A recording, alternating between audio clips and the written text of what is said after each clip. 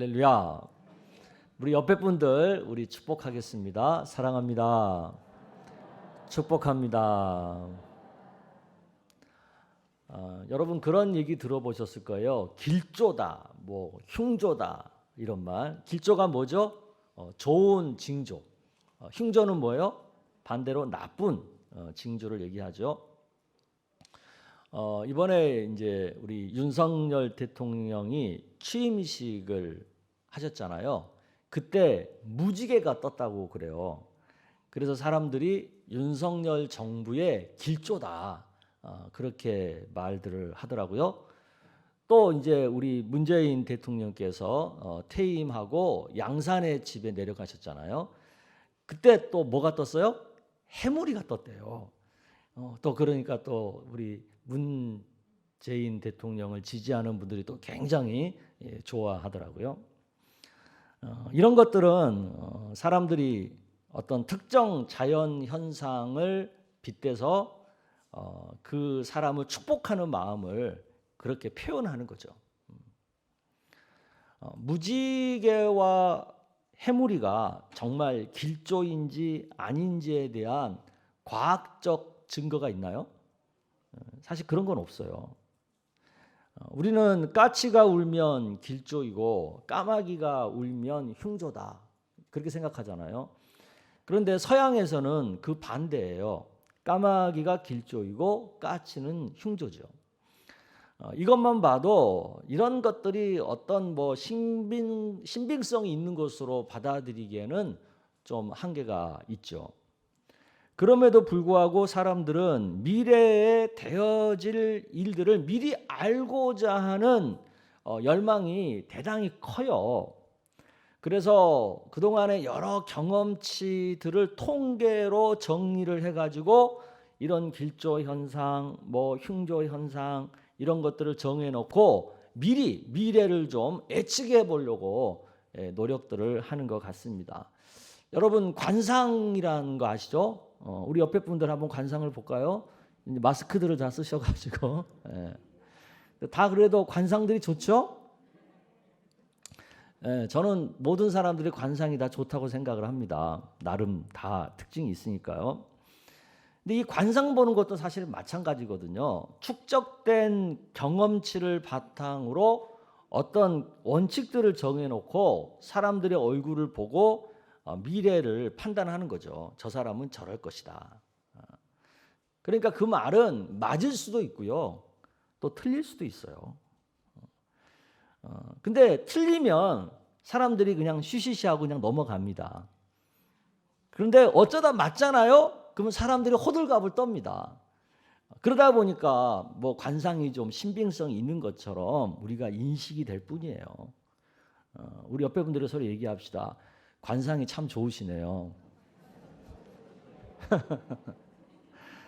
다 사람들 관상 좋아요. 네. 이런 것들은 통계 차원에서 그냥 그런가 보다 하고 넘어가야 되는 것들이에요.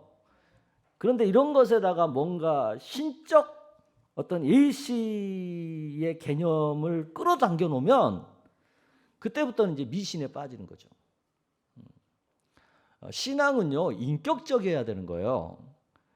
그런데 미신은 그 인격적인 요소 중에서 지적인 요소와 의지적인 요소가 결여된 거잖아요. 그래서 미신에 빠지면요 부도덕해지게 돼 있어요 사람이. 그리고 세상 상식에서 벗어난 엉뚱한 행동을 하게 되어 있어요. 교회에 다닌다고 해서 다 미신에서 벗어난 건 아니에요. 심지어 이 기독교 신앙을 갖고도 미신적으로 신앙생활하는 사람들이 있어요. 교회를 다니면서도 지적인 요소와 의지적인 요소가 결여된 채 감정적으로만 신앙생활을 하면 미신에 빠지는 거예요. 이런 것들을 우리가 조심해야 되죠. 우리 옆에 분들에게 얘기합시다. 미신에 빠지지 마세요. 성경에 나오는 예언은요 이런 어떤 통계도 아니고요 미신도 아니죠. 성경의 예언은 하나님의 계시죠. 인격적 계시죠. 하나님의 계시는 좁은 의미에서 보면 개인의 삶에 직접적 영향을 미쳐요. 그렇지만 또 넓은 의미에서 보면 하나님 나라 전체에 영향을 미치기도 해요. 그러니까 한 사건이 개인에게도 영향을 미치고 하나님 나라 전체에도 영향을 미친다는 거죠. 오늘 우리가 읽은 본문은요, 이미 과거에 예고된 예언이었는데 그 예언대로 그대로 이루어진 결과를 말하고 있는 내용이에요. 사무엘상 2장 31절에서 36절까지 보면 이미 전에 예고되었던 예언들이 나오는 거죠. 여러분 한 절씩 교독을 해보도록 하겠습니다. 보라, 내가 내 팔과 내 조상의 집 팔을 끊어 내 집에 노인이 하나도 없게 하는 날이 이를지라. 이스라엘에게 모든 복을 내리는 중에 너는 내 처소의 환난을 볼 것이요 내 집에 영원토록 노인이 없을 것이며 내 재단에서 내가 끊어버리지 아니할 내 사람이 내 눈을 쇠잔하게 하고 내 마음을 슬프게 할 것이요 내 집에서 출산되는 모든 자가 젊어서 죽으리라. 내 두 아들 흠니와 비느하스가 한날에 죽으리니 그 둘이 당할 그 일이 내게 표징이 되리라. 이 미리 예고된 이 예언의 내용이 뭐예요? 엘리 제사장의 가문이 완전히 끊어지고 망할 것이다 라고 하는 예고된 예언이에요. 그러니까 이건 그야말로 흉조죠, 흉조. 그러나 이 흉조는요, 통계에 따른 인간의 판단이 아니라 하나님의 직접적인 계시로서의 심판의 예언이라는 것을 우리가 알아야 되는 거죠. 왜 하나님께서 이런 심판의 예언을 하시게 되었어요? 사무엘상 2장 29절에서 30절까지 보면 그 이유를 분명하게 하나님께서 밝히고 계시죠. 제가 읽어보겠습니다. 너희는 어찌하여 내가 내 초소에서 명령한 내 재물과 예물을 밟으며 내 아들들을 나보다 더 중히 여겨 내 백성 이스라엘이 드리는 가장 좋은 곳으로 너희들을 살찌게 하느냐. 그러므로 이스라엘의 하나님 나 여호와가 말하노라. 내가 전에 내 집과 내 조상의 집이 내 앞에 영원히 행하리라 하였으나 이제 나 여호와가 말하노니 결단코 그렇게 하지 아니하리라. 나를 존중히 여기는 자를 내가 존중히 여기고 나를 멸시하는 자를 내가 경멸하리라. 왜 하나님이 엘리 가문에 이런 흉조의 심판을 예언하세요? 엘리가 하나님을 멸시했기 때문이래 그렇다는 거예요. 근데 세상에 일부러 제사장이라고 하는 사람이 하나님을 일부러 멸시하겠어요? 우리가 신앙생활을 하면서 일부러 하나님을 멸시하려고 의도적으로 행동하는 간땡이가 배 밖으로 터져 나오는 사람이 있겠어요? 아무도 없을 거예요. 근데 자기도 모르게 의도하지 않고 한 행동이, 어떤 행동이 하나님으로 하여금 멸시감을 느끼게 한 거죠. 그게 뭐예요? 하나님보다 엘리가 자기 아들을 더 중히 여기, 더 중요하게 여긴, 우선적으로 여긴 어떤 행동들이 하나님으로 하여금 모욕감을 느끼게 했다는 거죠. 또 백성들이 제사 드릴 때 제물로 바친 그것을 하나님께 먼저 영광 돌리지 않고 엘리와 그의 아들들이 먼저 자기 배를 채우는데 급급했던 그 행동들이 하나님한테 모욕감을 느끼겠다는 거죠. 이런 이유들 때문에 하나님께서는 자신이 예고한 대로 엘리 가문에 심판을 내린 거죠. 그런데 그 심판이 어떤 과정을 통해서 내려지는가를 우리가 봐야 돼요. 어떤 일이 이스라엘에 벌어져요? 전쟁이 벌어지죠. 블레셋 군대가 이스라엘을 쳐들어와요. 첫 전쟁에서 이스라엘이 크게 패배해요. 근데 사실은 이 군사력이나 뭐 이렇게 힘으로 보면 이렇게 크게까지 패할 일이 아니에요. 근데 자기들이 예상할 수 없을 정도로 예상 밖으로 엄청나게 깨진 거예요. 그래서 이스라엘 사람들이 충격을 받아요.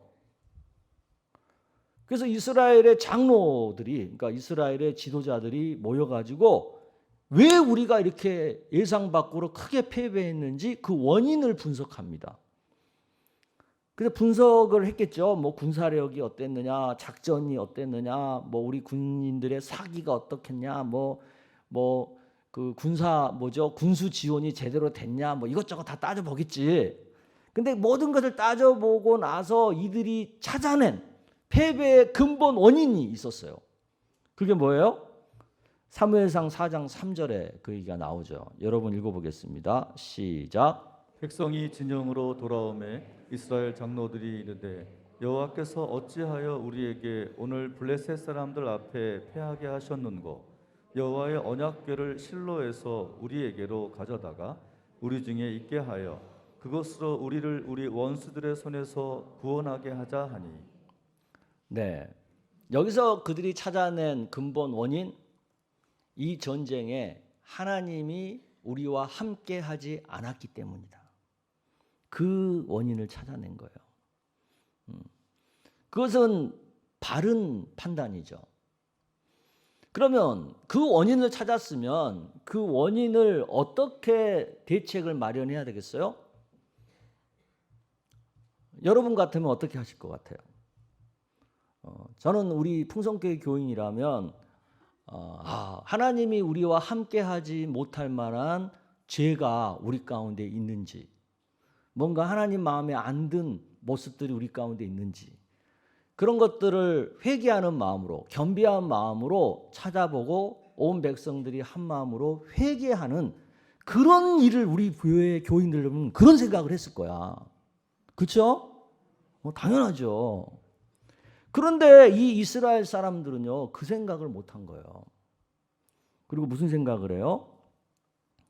하나님의 언약궤를 전쟁터에 가져오면 하나님이 함께 할 거다라고 생각을 한 거예요. 왜 이들이 이런 생각을 해요? 하나님의 언약궤는 하나님 임재의 상징이잖아요. 그러니까 언약궤가 오면 자연히 하나님도 따라올 거라고 생각을 한 거죠. 근데 그것은 그들의 착각이었던 거죠. 언약궤는 하나님의 방법대로 한다면 성막 성소 안에 있어야만 하는 거예요.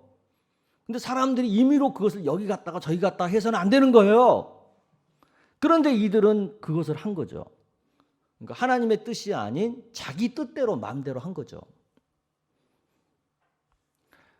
백성들은 몰라서 그럴 수 있다고 생각해 볼 수 있겠죠. 그렇잖아요. 백성들은 평신도니까 잘 모를 수 있잖아요. 얼마든지. 그러면 모르면 그걸 누가 가르쳐야 돼요?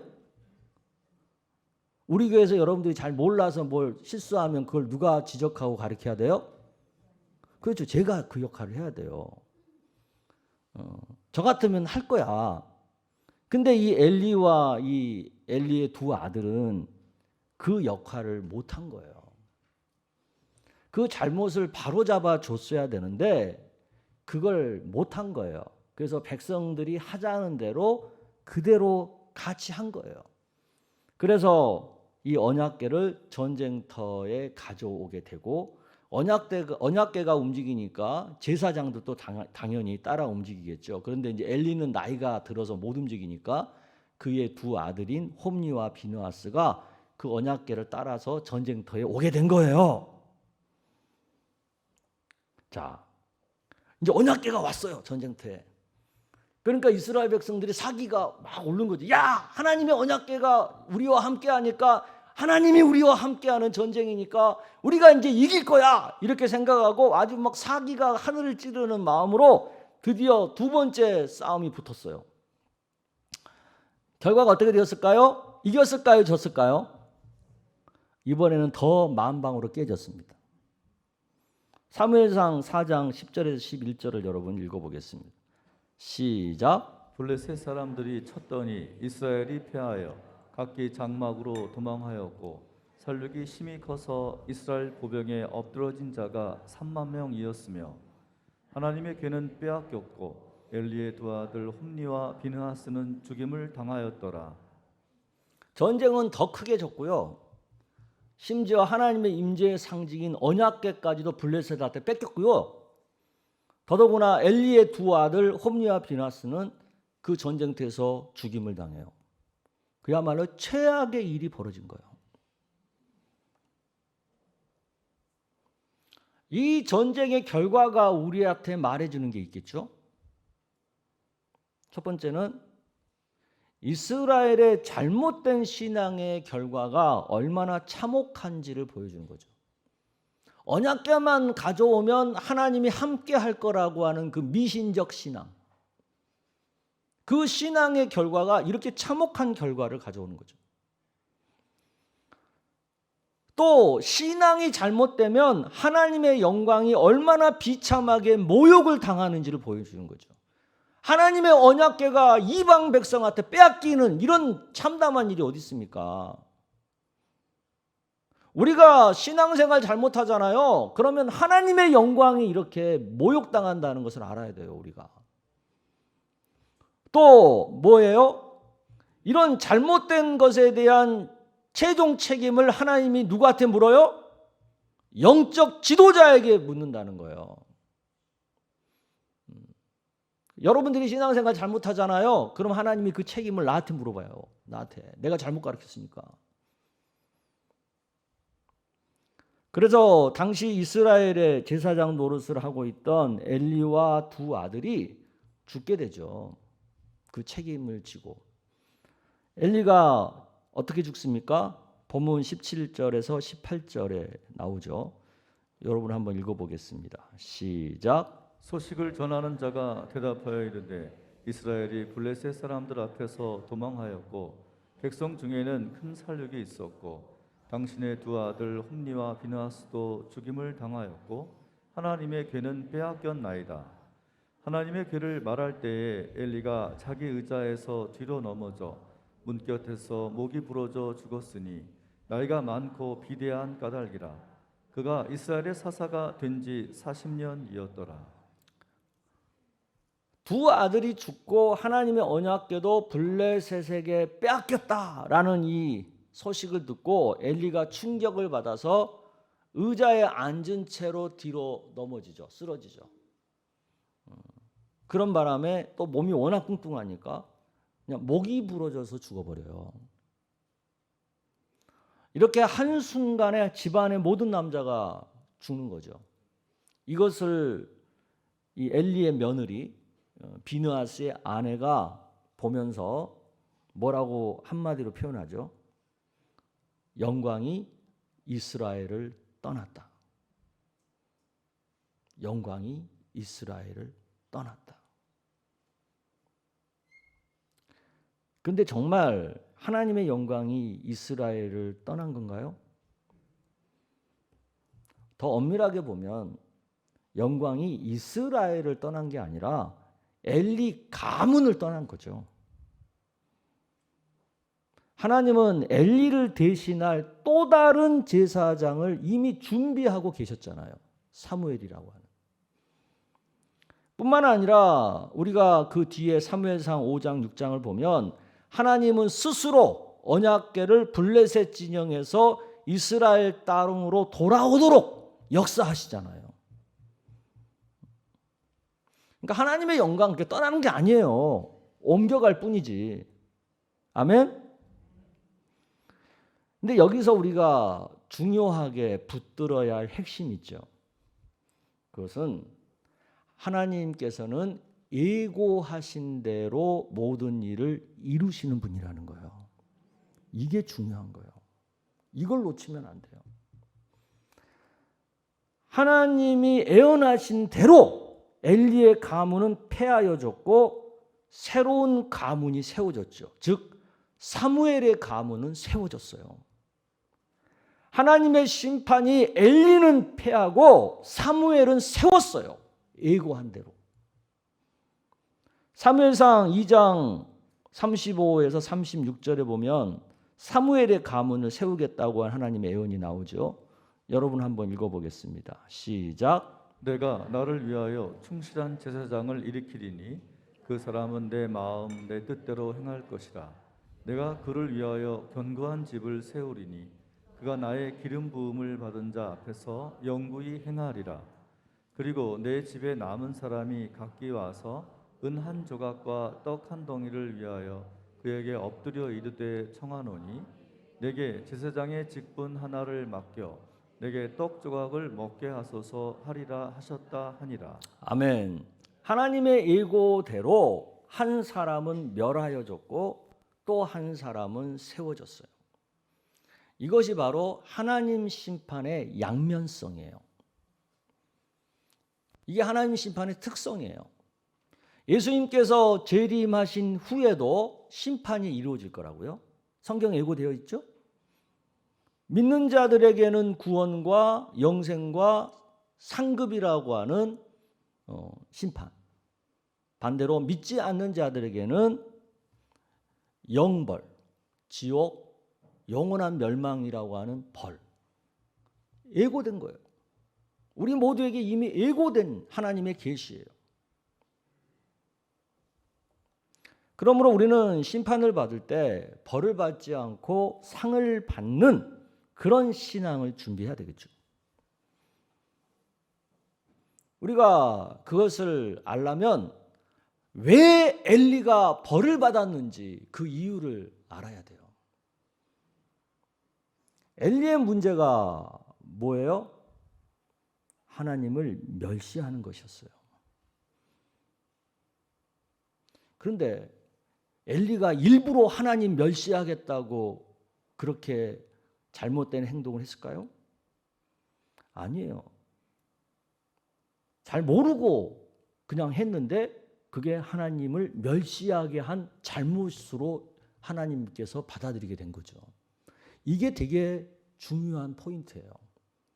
우리도 멋모르고 그냥 내 마음대로 그냥 나름대로 신앙생활 한다고 했는데 그게 하나님 입장에서 멸시와 모욕감으로 느껴질 수도 있다라는 것을 우리가 알아야 되는 거죠. 이 부분을 놓쳐서는 안 되는 거죠. 그러면 엘리가 한 어떤 행동이 하나님으로 하여금 모욕감을 느끼게 했을까요? 그것을 생각해 봐야 되겠죠.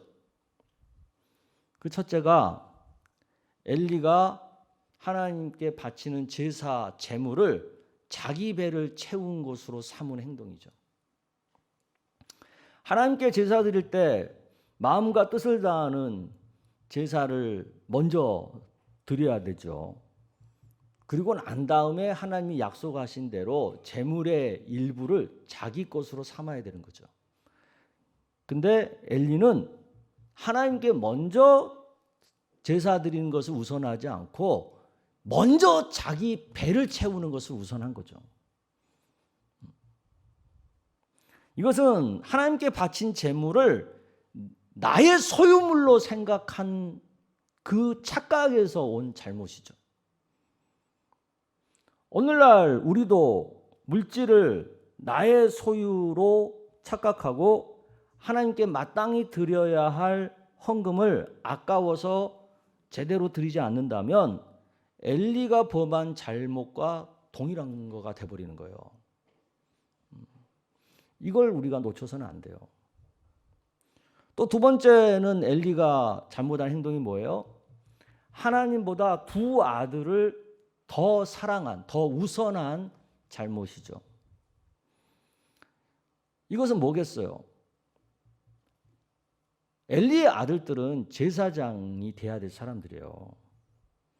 그러면 그냥 제사장 노릇만 가르쳐서는 안 되고 제사장으로서 신실하게 사명과 역할을 다할 수 있는 신앙을 가르쳐야죠.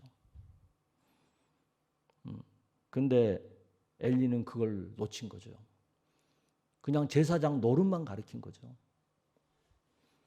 그러다 보니까 엘리의 자녀들은 하나님을 경외하지 못하고 그냥 재물에 욕심만 내는 제사장 노릇만 하는 꼴이 된 거죠. 오늘날 우리도 마찬가지예요. 우리가 자녀들을 가르칠 때 공부도 가르쳐야 되고 여러 가지 재능도 가르쳐야 되고 그 가르치는 거 맞아요. 그런데 그것보다 우선적으로 중요하게 가르쳐야 될 것이 있죠. 그게 뭐겠어요? 하나님을 믿는 믿음을 가르쳐야죠. 하나님을 경외하는 신앙을 가르쳐야죠. 그걸 먼저 가르치고 나서 그 다음에 공부도 가르치고 여러 가지 재능도 가르치고 그래야죠. 이 우선순위가 바뀌면 안 되는 거예요. 근데 엘리는 이 우선순위가 바뀐 거예요. 만약 우리 삶에도 엘리처럼 이런 두 가지의 잘못이 계속되고 있다면 우리의 미래도 이미 예고되어 있다라고 봐도 무방하겠죠? 예고된 대로 가문의 신앙의 대는 끊어질 거고 예고된 대로 결코 우리의 미래에 바람직하지 않은 불행한 일들이 일어나겠죠. 반면에 사무엘을 보세요. 사무엘은 어머니 한나의 열성적인 신앙 교육에 힘입어서 바른 믿음과 좋은 성품을 가진 자로 잘 성장을 하죠. 그래서 하나님도 기뻐하고 사람들도 좋아하는 그런 훌륭한 사람이 되죠. 그래서 새로운 시대를 여는 뛰어난 지도자로 하나님 앞에 세움을 받죠. 이런 사무엘을 통해서 우리가 배워야 할 것이 있어요. 그것은 어린 시절의 신앙 교육의 중요성입니다. 어쩌면 신앙 교육의 성패는요, 우리 아이들 한 3살부터 시작해서 한 10살, 11살, 12살 이즈음에 다 끝나요. 사춘기 오기 전에 끝나요. 이 시절에 우리 자녀들을 말씀 신앙, 예배 신앙, 기도 신앙으로 제대로 세워놓지 않으면 우리들의 신앙 교육은 실패하기 쉽다는 것을 알아야 돼요. 우리가 평일날은 우리 자녀들이 매일매일 말씀 묵상을 스스로 할 수 있도록 훈련하고 주일날은 죽었다 깨어나도 꼭 교회 가서 예배드려야 된다는 것을 분명하게 가르쳐 놓고 또 가족이 모여서 가정 예배를 드리면서 자신의 기도 제목을 내놓고 함께 기도하는 이런 기도하는 훈련을 배워놓지 않으면 이 아이들이 교회를 떠나고 하나님을 떠나는 것은요, 시간 문제예요. 몸에 뵐 때까지 어렸을 때 이걸 철저히 가르쳐야 돼요. 사무엘이 우리한테 그걸 보여주고 있는 거예요. 근데 우리가 이 훈련이 되잖아요. 자녀들이 어렸을 때 이 훈련을 분명하게 몸에 배게 만들어 놓잖아요. 그러면은 걱정할 거 없어요. 아이들이 자라면서 청소년기 때나 청년기 때 군대 생활 이럴 때 조금씩 흔들려요. 조금씩 방황도 하고. 그렇지만 영영 하나님을 떠나는 일은 절대 안 생겨요. 흔들리지만 그래도 하나님을 붙들고는 있어요. 그런데 이것이 훈련되지 않으면 조금만 크면 세상 유혹과 시험에 넘어가서 교회를 쉽게 떠나게 되고 또 떠났던 이들이 다시 돌아오기까지가 시간이 너무 많이 걸리거나 아니면 영영 돌아오지 못하는 그런 일들이 비일비재하게 되는 거죠. 저도 우리 교회 새로 오신 분들이랑 대화를 하다 보면 많은 분들이 어렸을 때 교회에 다녔다는 말을 합니다. 그러다가 장성한 후에 어느 시점에 하나님을 떠나는 그렇게 살다가 중년이 훨씬 넘은 나이에 다시 교회를 찾아오는 그런 분들이 꽤 많습니다. 그래도 다시 돌아왔으니까 천만다행이죠. 하지만 안타까움이 있죠. 왜? 만약 그분이 하나님을 떠나지 않고 평생 하나님과 더불어 함께 살았다면 그들의 삶 속에서 얼마나 풍성한 하나님의 은혜와 복을 누리면서 살았겠어요. 근데 그걸 놓친 거죠. 또 무엇보다도 안타까운 것이 하나 더 있죠. 자신은 그래도 늦게라도 하나님 앞에 돌아왔으니까 다행이지만 자기가 낳은 자녀들은 불신앙 가운데 빠져 있잖아요, 여전히. 그 자녀들을 구원하기까지 앞으로 전도해야 할 그 일이 얼마나 어려운 일이에요. 그래서 더 안타까운 거죠. 우리 미래는 현재 내가 지금 어떻게 사느냐에 달려 있어요. 이미 예고되어 있어요. 하나님은 말씀하셨잖아요. 지금 내가 하나님 믿고 바른 신앙으로 잘 살고 있으면 내 삶의 모든 것들은 다 길조예요. 하지만 현재 내가 하나님 안 믿고 또 믿고는 있다고 하지만 잘못된 신앙생활을 하고 있잖아요. 그러면 모든 것은 다 흉조예요. 내가 지금 믿음으로 살면 우리를 향한 예고는요, 다 축복이에요. 하지만 내가 죄 가운데 하나님 떠나 살고 있으면 우리의 예고는요, 다 불행이에요. 모든 미래는 하나님께서 예고하신 대로 된다. 이것이 사실은 무서운 거예요. 이게 참 무서운 거예요. 그래서 우리가 현재를 잘 살아야 되는 거예요.